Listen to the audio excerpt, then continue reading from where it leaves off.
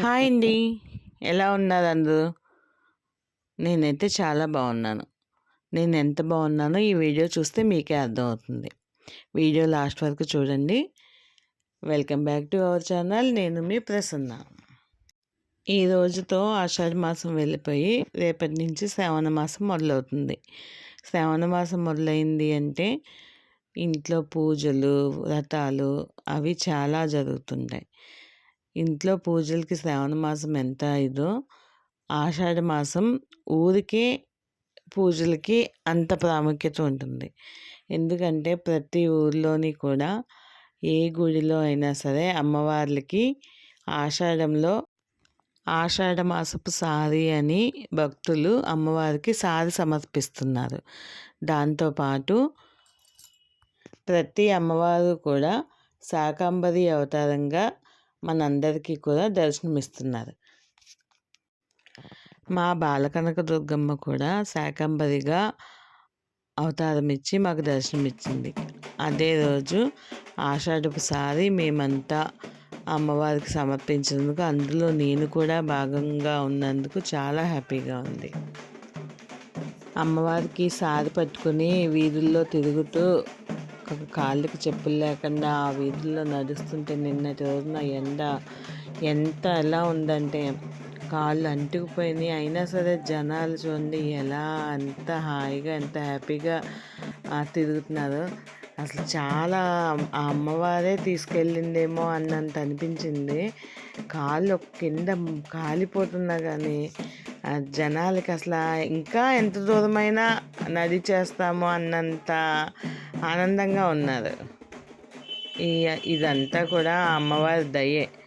అమ్మవారి దయ ఉంటే అన్నీ ఉన్నట్టే అంటారు కదా. సో ఇదండి ఈ వీడియో లాస్ట్ వరకు చూసి ఎలా ఉంది అనేది కామెంట్లో చెప్పండి. నా ఫ్రెండ్స్ ఫ్యామిలీ మెంబర్స్ అయినా మీరు కూడా ఇది చూడాలని ఈ వీడియో పెడుతున్నాను. నాకు ఇటువంటి కార్యక్రమాల్లో పాల్గొనాలంటే పూజలు కానీ ఇలా సంబరాలు కానీ అమ్మవారికి చేసే ఏ విధమైన పనిలో అయినా పాల్గొనాలంటే చాలా ఇష్టం.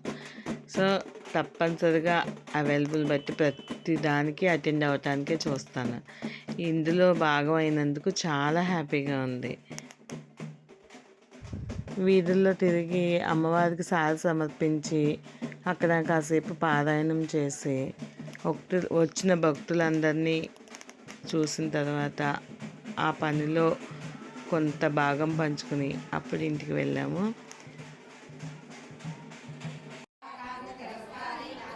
మా పారాయణం బ్యాచ్ని మరొకసారి అందరూ చూడండి.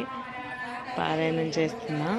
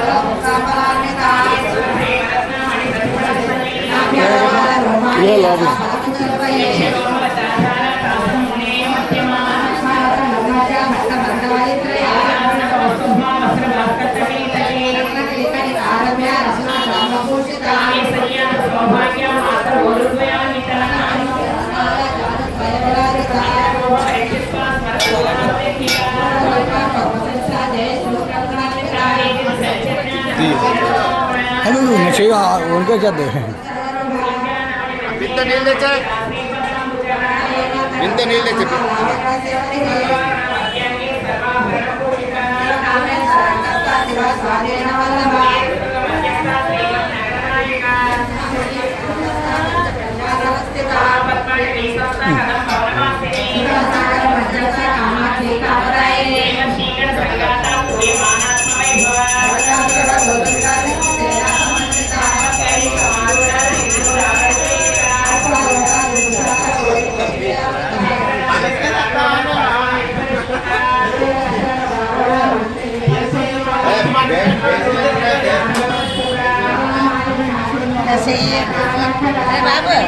హలాల్గా 10 అసలు ఉండు